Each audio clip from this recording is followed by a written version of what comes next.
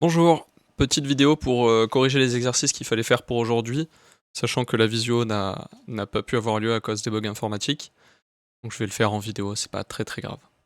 Alors, vous deviez faire pour aujourd'hui ces deux petits exercices qui permettaient de s'entraîner sur le calcul du volume, soit des pyramides, soit des cônes, sachant que c'était un peu la même méthode. On avait vu la formule dans la leçon, elle est ici, que... vous voyez pas ma souris? Voilà, qu'elle est ici. Donc le volume, c'est l'aire de la base, qui ici est représenté en vert, multiplié par la hauteur. Et rappelez-vous, on avait fait cette petite expérience avec l'eau, il fallait 3 fois cette pyramide pour remplir le prisme qui avait la même base et la même hauteur.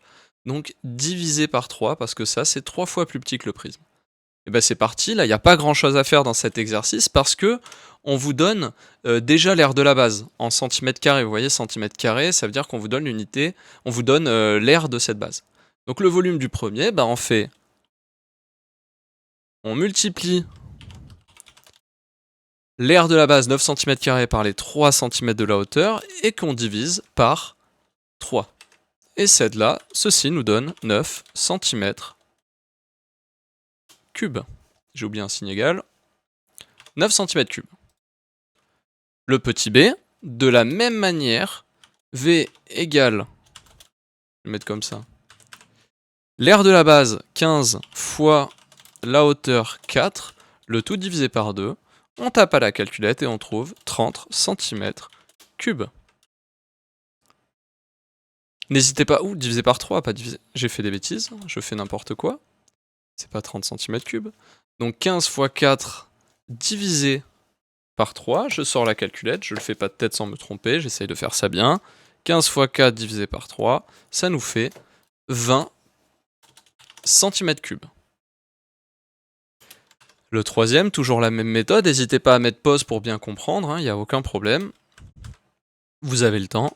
Base fois hauteur divisé par 3. Donc 11 fois 5, 55. 55 divisé par 3, ça nous fait environ égal 18,3 cm3.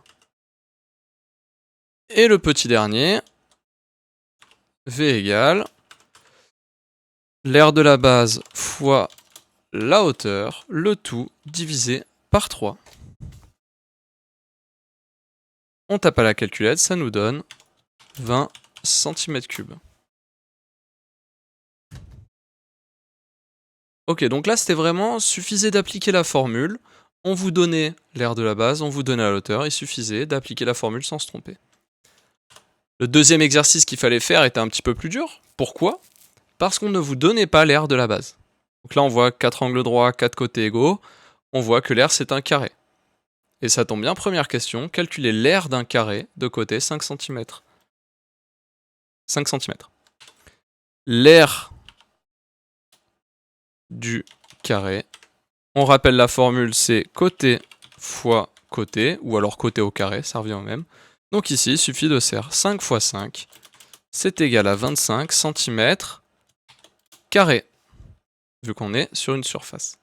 Et bien maintenant qu'on vous a fait calculer cette surface, je peux calculer le volume de cette pyramide en utilisant toujours la même formule, l'aire de la base fois la hauteur, le tout divisé par 3. Et bien c'est parti, on vous demandait de calculer le volume de la pyramide. Maintenant qu'on a l'aire de la base, c'est facile. L'aire de la base, on vient de la calculer 25 fois la hauteur, fois 6, divisé par 3, ça fait, si je ne me trompe pas, 50 cm3. N'hésitez pas à revoir cette vidéo ou à mettre pause au moment où vous n'avez pas compris. Et voilà pour bien corriger votre travail. À bientôt.